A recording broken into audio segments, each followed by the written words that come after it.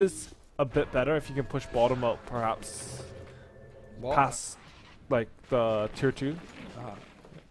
It's just going to be very hard for them to kind of utilize map control as effectively as they normally do, considering that a Tinker is on the map and constantly kind of making sure that your crew wave is pushing towards you. So it's very hard to get that map control, like you're saying. And Visage picks up a Ghost Scepter, which is sort of nice from this game. It's going to cancel Omni Slash if Doug makes a mistake of casting it on him. I mean, it's going to get tough here for the Omni Knight, or not Omni Knight, Juggernaut to find these kind of melee kills, considering the fact that there's Disruption being picked up so often, and now there's a Disruptor as a quote-unquote answer. I really like how Tinker's just farming the Ancients here, just because he knows that he needs to give like his Lone Druid and his Meg some space. I see far too often that Tinker's just continuously TP2 lanes, and they take all the farm on the map. And that means that sure you get like say 10% more farm just by farming the lane instead of farming Ancients, but you take so much farm away from your allies. And Juggernaut actually chose to go Battlefield after his Lothars, which I'm not sure on. I think that he should have actually just got into Battlefield right away and gone on drones with it. Yeah, but I mean, he's definitely going for that carry build. Yeah, it's not that bad. It's just that he doesn't even have mana for his spells right now, and Tinker gets picked off, which is really big. Yeah, his mana pool was fine until Omni Slash got level up, and now it's costing 350.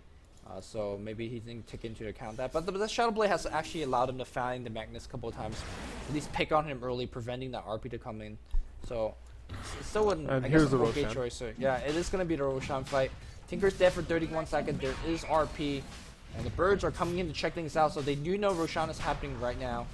They're going to be dropping some stunts. Nothing just yet. Gemini Attack's going to break one. But here comes Magnus. Blink RP. That's going to be onto 2. BKB skewered now up to the high ground. But where's the damage? Mech going to get used. Vacuum used. But the rest of the team not doing too much. That's one kill. Where's the Omnis jump? It looks like Juggernaut just ended his Omni Slash being trapped in. He's going to be looking for Hannah. Hannah's on the run. Icy's on the run as well. Got Grave Chill. Or Sakuchi. Slowing people down. Miracle going to get focused as well. And they back off. And that was a really good fight for Rattlesnake there. What happened was, like, if you watch the Tinker, he sort of blinked into a pit, and he got silenced by the Skyrath. He ran around the circle, and Roshan bashed him. He just died. That was sort of depressing for him, I guess. And they can just finish Rosh here. Tinker even had to use his buyback. He's so far from a Hex now. He was like 800 gold from it, or maybe even less before he died the first time, and now he's like 2.2k gold away. Yeah, that buyback. I mean, had to do it, but it was very, very expensive. I think the buyback was also a little late. You noted that when they RP'd 3 of them, dragged out to high ground, there's no damage. Yeah. If there's perhaps like 2 marches there, maybe the fight goes better. I actually don't even know if they would have taken that fight, even if he had skewered him into 2 marches, but marches are sort of imba, so. March it, of course, does composite damage, both magical and physical. It can't block with PKP, just it hurts so much. I think it's just magical damage, actually. Are you sure? Yeah. Or don't you hit BKB units? It does hit BKB, but I think it's like pretty sure just does magical. We'll do our Dota Trivial Pursuit version a little bit later on and see which one is correct. But right now, Rattlesnake trying to get firm control in the game. They're up by 12,000 gold, but from the item progression, from the way that things are working out, it doesn't seem like it's a 12,000 gold. Like, they're winning fights, but these fights are kind of back and forth, I feel like. Yeah, they definitely still have the advantage. If you look at the map right now, like, it doesn't even matter that they don't have wards up just because the creep wave is pushing in. If, like, creep waves are like the better version of the wards, honestly, keep lanes pushed at this point, because if your creeps are hitting their tower and they're not TPing to defend and you're not farming it, that means they're out doing something. And it's like it's almost a for sure thing, because that's a lot of farm they're wasting, whereas a ward they can sort of smoke by it and stuff like that. Well, Rattlesnake just being very patient, waiting on high ground. They just want a single pick. I can feel it. If they could find a very key pick, like on the Tinker, on the Magnus, could be easy kills, and that could be a Rex. But they're having a very, very tough time to break the base, and it's tough. It's tough, kind of against marches, against kind of all the slide over the place. How do you actually break this base? You just get 5 blade mails and run into march. That's pretty. Well, there's one on Clockwork, right? I mean, blade mail number 1. Blade mail number 1. But here's the thing, though. Like, there's a constant amount of defense. If you look at the goal graph, it's gonna be rising, and it will continuously rise until something happens. They do have a mech and a pipe, which means that they can attempt it. It's just that They don't need to. they don't need. Yeah, you're right. They don't need to attempt at all. Like Weaver has a heart now. If he gets one more damage at him, he can basically just keep running in at the tower, and then he does some damage and he runs away, and Yeah. they can't touch him. If he RPs him, then his team should be pressuring on our lane and get racks. And if they burst him down super quickly, he can even do like a buyback into time lapse and get back and fight, but that's sort of clowny. And he has Next Aegis, level. so they can't even RP him twice, so they can't really kill him twice right now. Yeah, and Rising Star says did I call him the Rising Star? Rattlesnake says, yeah, we don't need to kind of do anything special. We'll just starve you. We're farming. And our it's jungle. very smart how they're farming. They're putting like 3 people between mid and top, and then the Jug's just running around his jungle, because that's just a lot of extra farm. The Weaver's even farming the Ancients. They're farming like how much gold is that extra? Like 1,000 extra GPM per minute. Yeah. Yeah, I mean, every time I look at the gold chart, it's actually going up higher and higher and higher. It's Juggernaut going for some Scotty. He's got double old orbs. He's got some. He's basically got it if that's what he wants right now. I'm not pretty sure. You might as well just get like a Blade Mail and a heart or something. Or you get Blade Mail and a Ghost Scepter and you run into March. And a Mask of Madness. I mean, you talked about buyback into time lapses, clowny.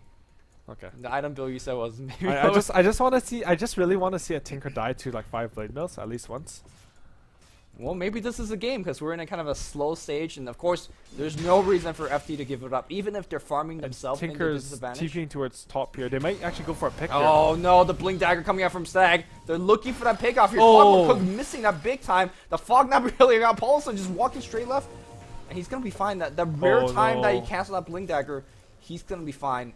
I mean, Tinker, can he make these kind of aggressive play? Like, he didn't die there, but that was very lucky, I guess. That would have been game if he had got picked off there. He had already used his buyback, and it would have delayed his hex so much. So that was definitely risky. No, he has buyback ready.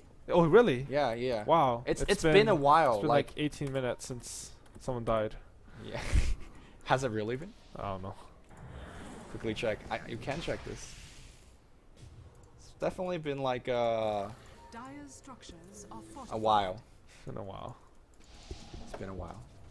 Can we get some BTS stats on that? When's the last kill? I don't know, guys. I see slowly working on some creeps on the bot lane. This is like the sort of proper style Dota though. Like they're being very methodical, and I think if I was in their situation, I'd do the same, because this is like the biggest thing, the biggest tournament basically that you're going to play, other than of course what you're trying to qualify for. I mean, there's some teams where you say, all right, guys, we got the Aegis. It's running out in a minute or so. Let's just go, right? Let's use our Aegis. Yeah, I really would have liked them to at least attempt to do something with the Aegis, at least get some damage on the tower with the Weaver. Like, that's still a full HP tower mid, full HP tower top. And they had the Aegis for a full 6 minutes. Uh-oh. Tinker is going to be on the left side here. He's going to blink back out. I mean, Tinker could safely leave the base. He, at this point here, has enough gold almost to buy his Scythe of Vice. Obviously, there's no buyback. And he could basically be pushing out multiple lanes by himself. It's just, I don't know, not against a Blink Dagger Skyrock Mage, not against a Clockwork Rocket Flare as well as Hookshot. Is it impossible for FD to win? What are they looking for? Are they looking for a Blink Skewer for a single pickoff? It's definitely not impossible, just because you have that Meg Lone Druid Tinker combo, which is ridiculous AoE in team fights. But I feel like as the game goes on, their chances aren't getting any better. Like, they need to hit a timing and find something. I mean, the timing is when Tinker gets his hex, I think. And buyback. And buyback, I guess. Yeah, you gotta play it safe. By the way, it's not a Scotty. Actually, I don't even know about playing it safe at this point. I think they're pretty far behind that you need to take a risk. You can't wait that long. By the time he gets buyback, like, it's another extra 3-4k gold advantage for the other team. And if they're just buying items and you're behind and you're saving for buyback, you're in a gigantic item deficit. The thing is, they're buying items and saving for buyback. Yeah. And they have all the time in the world to do. So Weaver, by the way, it's going to be shelling out a ton of gold. He's going to be picking up a Manta. Juggernaut is not going for Saudi, or at least not Scotty yet, as he's also going for a Manta. And I guess they're going to just pop illusions and slowly siege in, right? That's kind of the idea. That sounds good to me. Yeah. I mean, it's free tower damage. You have like pseudo PLs here.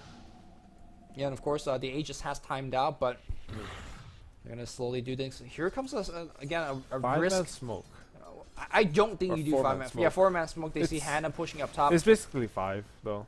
I mean, I think what you do is you have Hannah defend the base, for example. You have the Tinker push out, TP out, and you smoke the Reed behind him Yeah. and go for a pick. I think that's your play. Like when the Clockwork and Scarlet went for the Tinker at top, if they had 3 heroes behind them there, that would have been really cool.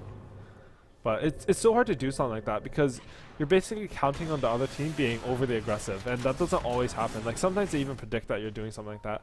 One thing that is decent for first departure is that Lone Druid is finally catching up. He's almost caught up to the Tinker, and even though like Jug and Weaver are so far ahead, I think oh wait, what's Lone Druid? I thought he had 10k for a bit. Did he buy? Maybe buy something on the courier flying in. Oh, maybe I just missed all. I think I might have just mixed it with the Meg because I'm special right now. You're quite special always. Thank you. Thank you. I think we're all a little bit special right now.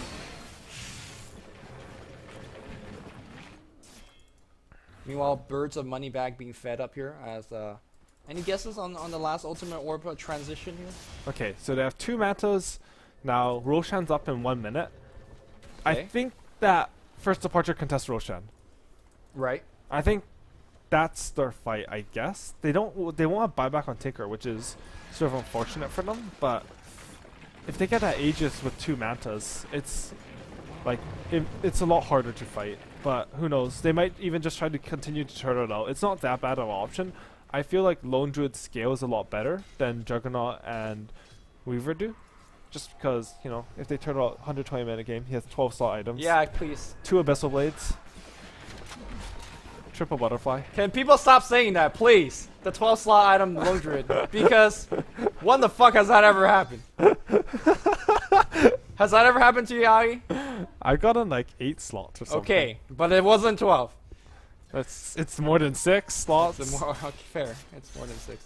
Which, by the way, they gotta actually bring back Dagon Crow.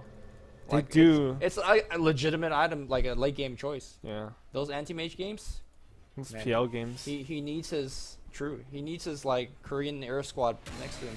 Or like at least like Necrobook 3 couriers, so you can fly them in and backdoor racks with them. That'd be cool. You sell all your items, get 5 Necrobook 3s. All right, I think when we're talking about necro books coming out from a like a marine drop out of your courier, That'd be cool. yeah, this game is.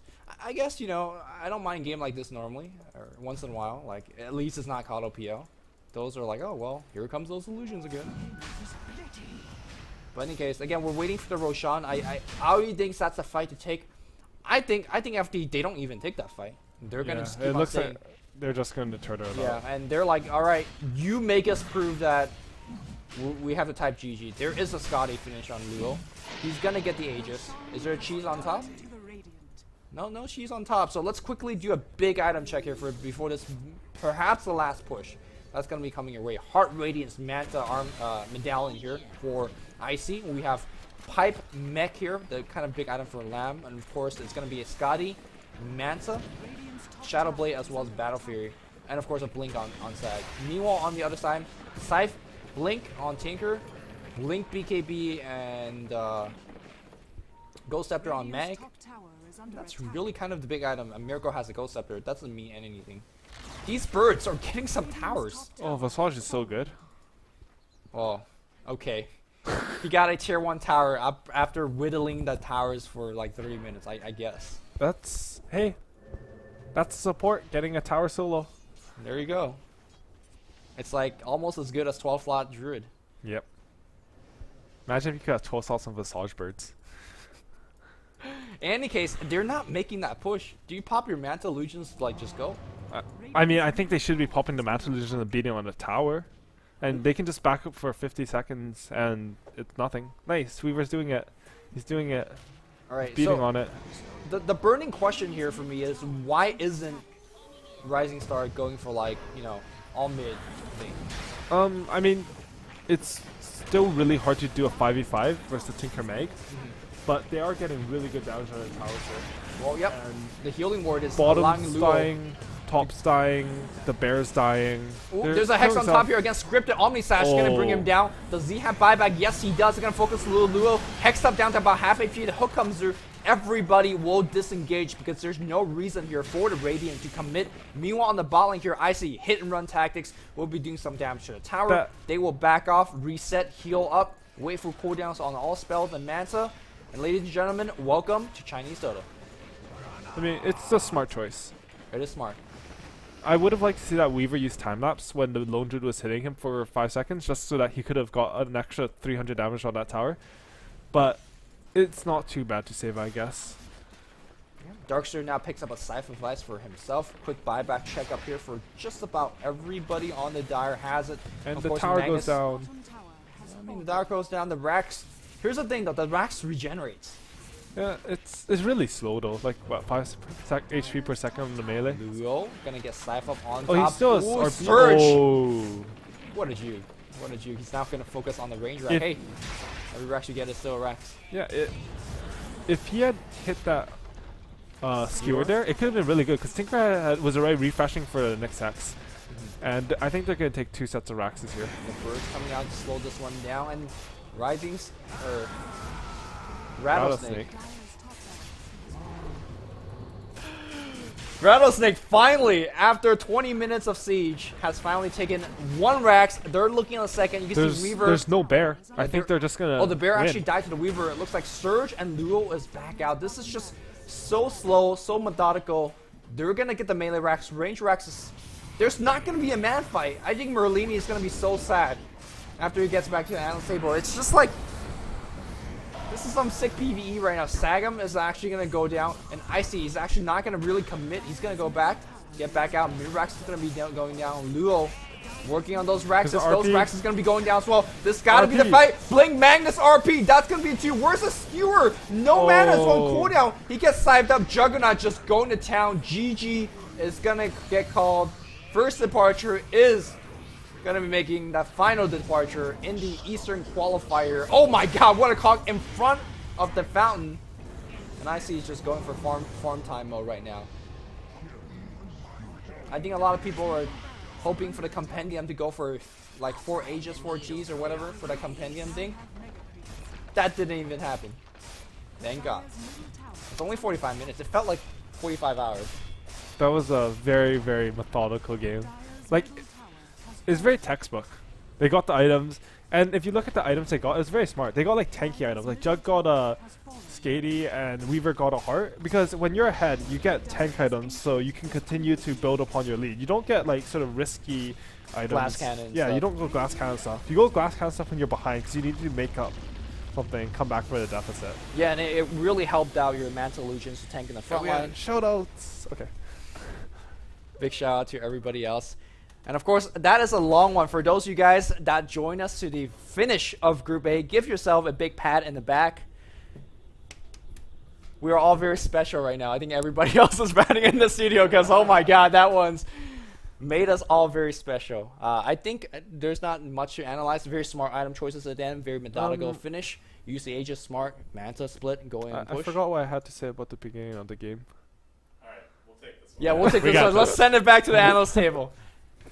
Congratulations to Rising First, Departure, Stars, Snake, Rattle, Boa Constrictor, or just Rattlesnake. Congratulations to them. They will be the second team coming out of Group A, the 2 Chinese contenders in the end. LGD Gaming convincingly yesterday, and then today, Rattlesnake, I would say equally convincingly, move out of Group A. Rising Stars. Rising Stars. Well, you couldn't blame anyone who said that after that game, but it was methodical Merlini, and that's what they needed to do against that first departure lineup. It was very hard to push into the base. I mean, Juggernaut Healing Ward. Juggernaut was just, they had so many items. Very methodical, very few mistakes from them. And although Tinker's one of those heroes that you usually just can't break the base, they did it and executed very, very well. Nobody ever said surgery is fun, but as long as you get the job done in the end, that's what counts. And Rattlesnake, they got the job done. They will now have quite a few days off. We won't see them again until the 28th.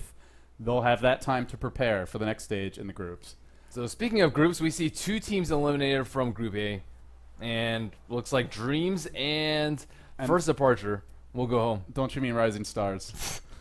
We're getting it right here now. You can see your updated brackets up on the screen. And in fact, it is going to be, like you said, Rising Stars, no, Rattlesnake, there we go. Lumi, you're infecting us all. Jesus Yeah. Christ. And First Departure, both of them dropping out. The two Southeast Asian contenders unable to advance, but LGD Gaming, as well as Rattlesnake, will move on. Right. That leads us into Group B. Group B is coming up next. Great performance today from Rattlesnake, great performance yesterday from LGD Gaming, very methodical play from them.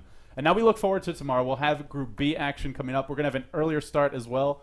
We'll be getting things underway around 12 a.m. Pacific Daylight Time. Hopefully, our casters will be awake. If not, I'm going to inject them with some caffeine to make sure. But that's okay. So for Group B, let's take a look at the brackets and talk a little bit about what's going to be coming up tomorrow.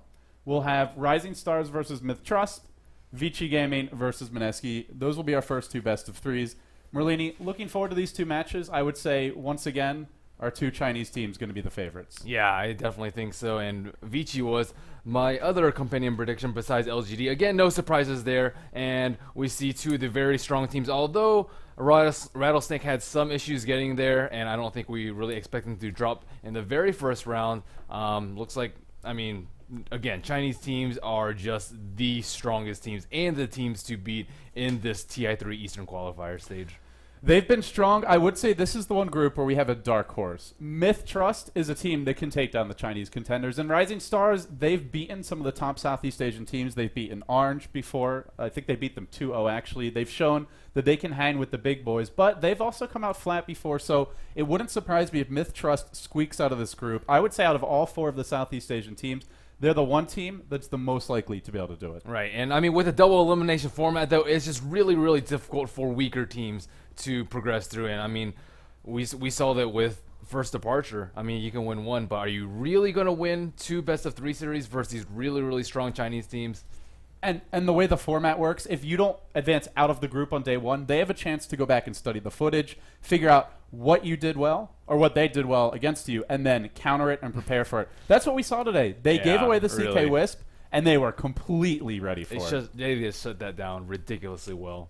Well, guys, that's what we have coming up tomorrow. We'll have Group B, and looking forward to that. Again, our two Chinese teams are advancing out of Group A. That's the story for today. LGD Gaming yesterday, the first team out of the group. Today, it's Rattlesnake joining them. And moving on, getting closer and closer to the International 3 main event in Seattle, scheduled to kick off this August. We're not there yet, but this team just took a big step forward. So congratulations to Rattlesnake. That's a wrap for today's coverage. We will be returning tomorrow for Group B action, kicking off at 12 a.m. Pacific Daylight Time, which is 3 p.m. SGT or 9 a.m. CEST. We hope to see you all then.